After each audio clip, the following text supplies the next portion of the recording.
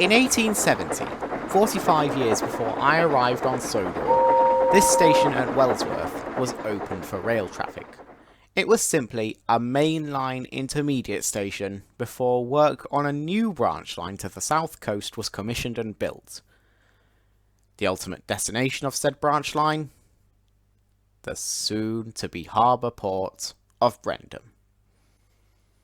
The Wellsworth and Sudbury Railway was founded in the early 1870s, originally laying its first tracks as an industrial line, running alongside the coast between Crosby and Sudbury, with an intermediate stop at Wellsworth.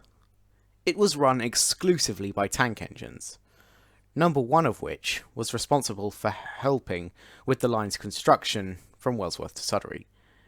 It eventually developed a considerable passenger clientele. The railway originally hoped to use Sudbury as the main harbour station. However, blown-up masonry from Sudbury Castle had created a bar, preventing its use by shipping except the very smallest draft. All attempts at dredging would prove to be costly failures. With the attempt of building the port at Sudbury failed, the railway continued southwards, until finally joining up with the edge of the island at Brendam. By this time, rail jetties were constructed to form the ever-famous Brendam Docks. A revolutionary period had arrived on Sodor. The docks were the source for massive immigration on the island. All famous trampers and ocean liners visited these docks at some point or another, bringing and taking emigrants to and from the newly industrialised America and the economically booming Britain. The Sodor Shipping Company, based at Brendam Docks, is the business largely responsible for trade between Sodor, the British mainland and beyond. Exports include boxed goods and china clay from an entirely separate railway. In 1948, a new harbour capable of accommodating ocean-going vessels was built some 1.5 miles south of the old one, and the Sodor China Clay Company was formed. When the clay beds were first discovered, it was decided that it would be best for the china clay to be distributed by rail rather than road, as the clay beds were some 1.25 miles away from the docks, and to ensure the transfer from pits to docks would be as painless as possible, the newly formed SCC demanded that for their own private engines. Bill and Ben were built in 1948 for the purpose of transporting wagons of china clay to Brendam Docks and bring empties back.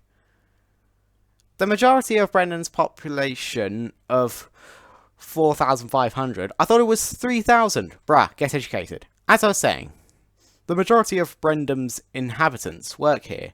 We extract quartz and sand here too. Shut up! That part's not related yet. Now, the majority of our china clay can be found. The quartz and sand can also be found there too. Shut up! We have to dig huge and deep miles to find our china clay and the most important quartz and sand. Will you shut the f*** up, you little sh**? I don't know why we still work if you're going to fucking ruin it, you dirty boss. The line today is served by 7 daily train services running between Wellsworth and Brendam. Of course, the early constructors of the W&S were aware that this line would succeed in profits. And here we are, in the present day, and this line is obviously here to stay. Now, there may not be the thrill of being pulled by one of the friendly little tank engines, but there's far more beyond that the early travellers could have only dreamed about. Train on a journey, train on a track, take me where I want to go, take me back. Building the line by the sweat of your brow and the strength of your own hand.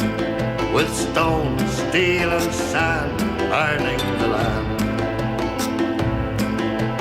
Railway sleeper, get no rest, ride the iron horse into the west, with a pick and a shovel to the mountain pass, the boys of the Barrow gang, with stone, steel and sand, earning the land.